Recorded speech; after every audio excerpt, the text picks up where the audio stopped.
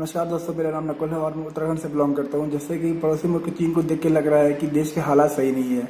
और मेरी सरकार से दरख्वास्त है कि कम से कम जो 1 लाख पोस्ट खाली है और 1 लाख पोस्ट खाली है, तो उसमें से कम 50,000 पोस्ट को इसमें ऐड किया जाए, क्योंकि चीन का भरोसा नहीं है और कभी भी कुछ भी हो सकता है। और सबको इनकी मेडिकल फील्ड को जॉब मिलनी चाहिए, क्योंकि ये भर्ती 3 साल में एक बार आती है। तो उससे बहुत लोगों को कम मतलब 1 से 2 बार ही इस भर्ती में मौका मिल पाता आने का। और सबसे बड़ी दुविधा की बात यह है कि बहुत लोग ऐसे हैं जिसमें 1 से आधा नंबर तक हुआ है, कुछ .2 वाले नंबर भी है, जो इस आस में बैठे हैं कि उनका सिलेक्शन होगा और वो भी देश सेवा में जाएंगे। तो मेरी सरकार से दरख्वास्त है कि सीट बढ़ाए, 50,000 पोस्ट में ऐड करें और जितने भी मेडिकल पास कैंडिडेट है उनको ज्वाइनिंग दें। सर सर हम एसएससी जीडी के सर कैंडिडेट हैं सर। सर हम सर पंजाब से हैं। हमारा मेडिकल सर फिट है, ठीक है ना। और हमारे को री मेडिकल नहीं मिला था। हम पंजाब से हैं, हमारा एससी कैटेगरी है। हमारे सर 2.5 नंबर ऊपर हैं sir, general district area. Sir इस बार सर हमारा सिलेक्शन नहीं ना हुआ सर, तो हमारी सर ज़िंदगी ख़राब हो जाएगी सर। सर इसलिए सर इस बार सिलेक्शन चाहिए सर। इसलिए सर प्लीज़ कोई करे सर, कुछ करें सर कि सीट इंक्रीज हो जाए सर। तो सर हमारी ज़िंदगी का सवाल है सर, हमारी ज़िंदगी बन सकती है सर।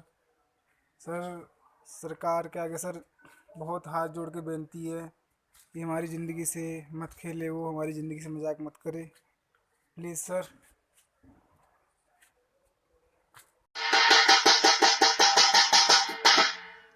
माननीय मोदी जी नमस्कार।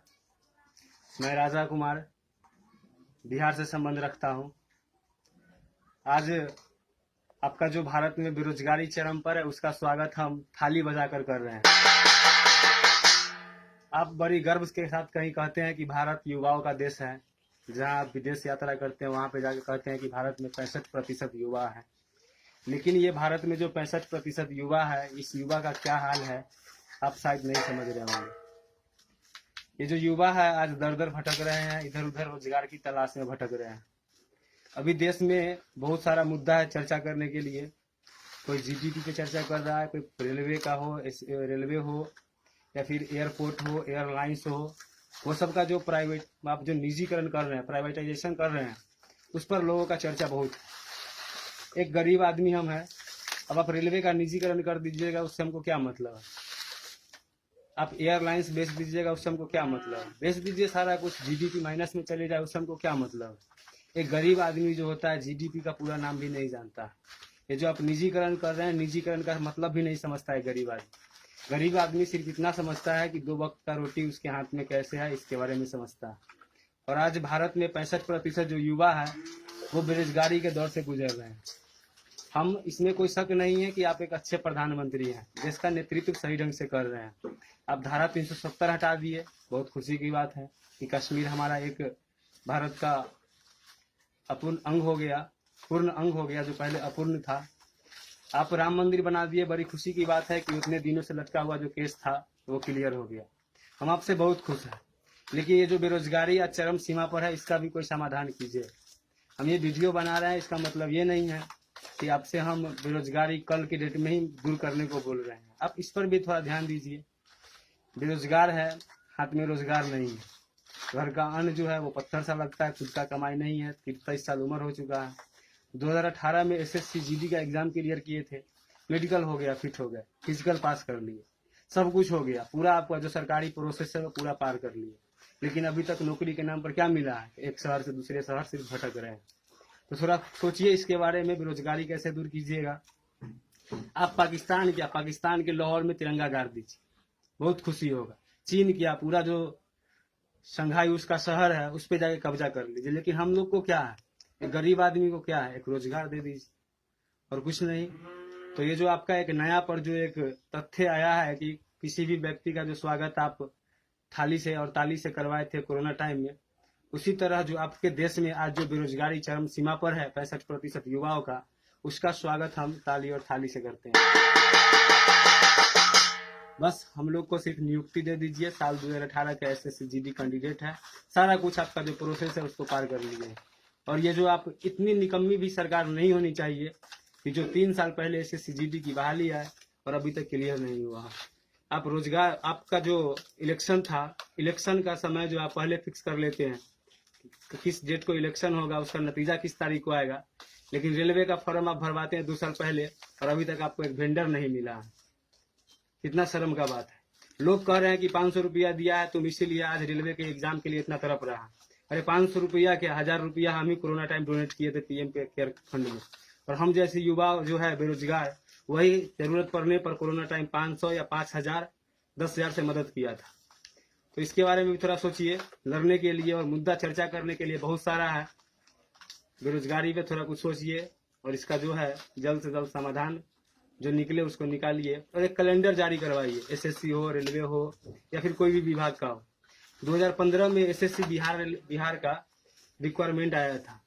उस समय पीटी हुआ और फिर उसके बाद क्या हुआ, चुनाव खत्म, बात खत्म। 2019 में फिर विधानसभा चुनाव है तो एसएससी का 2 दिन पहले मेंस के लिए फिर नोटिस आया। ये क्या तरीका है? चुनाव ही के टाइम आप रोजगार का सिर्फ चर्चा कीजिएगा, बाद में गया। तो 65% युवा है। 2023 में या 24 में आपका फिर से लोकसभा चुनाव होने वाला है। तो थोड़ा उस समय ये युवा के पास आइएगा वोट मांगने, तो थोड़ा किस उद्देश्य से आइएगा, कौन सा मुंह कान लेके आप अपने सांसद को, विधायक को भेजिएगा नागरिकों के पास, इसके बारे में थोड़ा सोचिए। आप राम मंदिर बना दीजिए, पूरा दुनिया में भारत का नाम रोशन कर दीजिए, इससे हमको खुशी मिलेगा। लेकिन हाथ में कोई रोजगार दे दीजिए। तो इसी सब शब्दों के साथ खत्म करते हैं। एक बार आपका स्वागत फिर से ताली और थाली से करें। जय हिंद सर, मैं असम से हूँ, शेख फरीद, और मैं भी डीएमई फिट हूँ, लेकिन मेरा मार्क्स बहुत कम है और मेरा भी एज ख़त्म हो गया है। इसलिए हम भारत सरकार को यही कहना चाहता हूँ कि डीएमई और आरएमई फिट सबको इस बार नौकरी दिया जाए और एक वेटिंग लिस्ट भी जारी रखे। जय हिंद। श्रीमान हमारे देश के प्रधानमंत्री Narendra Modi ji SSC GD vacancy 2018 का ऑल सेलेक्टेड कैंडिडेट जो मेडिकल फिट है सर, उनका पूरा बुरा हाल हो चुका है। उनका इतना बुरा हाल हो चुका है सर कि जैसे से जीडी जो वैकेंसी है वो पूरा होने में 2 से 3 साल लग जाता है सर। और हम लोग स्टूडेंट के क्या होता है कि हम लोग का उम्र जो है ऐसे धीरे धीरे निकलते चल जाता है सर, और वैकेंसी जो है ऐसे 2 से 3 साल, कभी 3.5 साल भी लग जाती है। पर हम लोग का एक वैकेंसी से दूसरा वैकेंसी में अप्लाई करने का मौका ही नहीं मिलता है। सर आपसे एक नम्र निवेदन यह है हमारे जैसे 1000 बेरोजगारों का कि इसमें सीट को बढ़ा दी जाए सर, और वेटिंग लिस्ट भी कर दी जाए, ताकि मेरिट में कोई भी कैंडिडेट नहीं छटे। कभी तो ऐसा होता है सर कि कभी कभी कोई बच्चा मेरिट में छट जाने के बाद कुछ गलत भी कर लेता है सर। तो ऐसा नहीं होना चाहिए सर। जय हिंद, जय भारत। हेलो सर, नमस्कार, जय हिंद, जय भारत। सर मैं मेडिकल फिट कबीर सिंह, जिला लखीमपुर खीरी, पिपरी चौराहे से बिलोंग करता हूँ। सर मैं यही कहना चाहूँगा आपको कि इस बार जो है वैकेंसी बढ़ाई जाए और वेटिंग लिस्ट का प्रोसेस रखा जाए, ताकि कोई बच्चा बाहर ना हो, मेडिकल फिट बंदा कोई बाहर ना हो और सभी की ज्वाइनिंग हो। सर मैं आपसे हाथ जोड़ के निवेदन करता हूँ कि इस वीडियो को ज़्यादा से फैलाएँ, सरकार तक पहुँचाएँ। मैं आपका आभारी रहूँगा, सदा सदा आपका आभारी रहूँगा। कुछ ऐसे बंदे हैं जो मेडिकल फिट होने के बावजूद भी बाहर हो जाएंगे और उनकी एज ओवर हो जाएगी, वे कुछ नहीं कर पाएंगे ज़िंदगी में। उनकी आर्थिक स्थिति इतनी कमज़ोर है कि वे कुछ नहीं कर पाएंगे, गर्भस्थिति पड़ जाएंगे और जो है उनका सपना अधूरा रह जाएगा। मेरा भी सपना है देश सेवा करने का, मैं चाहता हूँ देश सेवा करूँ। मैं बोरा डिस्ट्रिक्ट से हूँ, मेरे कट ऑफ से 10 से 12 नंबर ज़्यादा हैं, लेकिन मैं चाहूँगा सभी को ज्वाइनिंग मिले, सब नौकरी करें और सभी को साथ लेके चलें। सर इस वीडियो को ज़्यादा शेयर करें और सभी भाई बहनों तक पहुँचाएँ।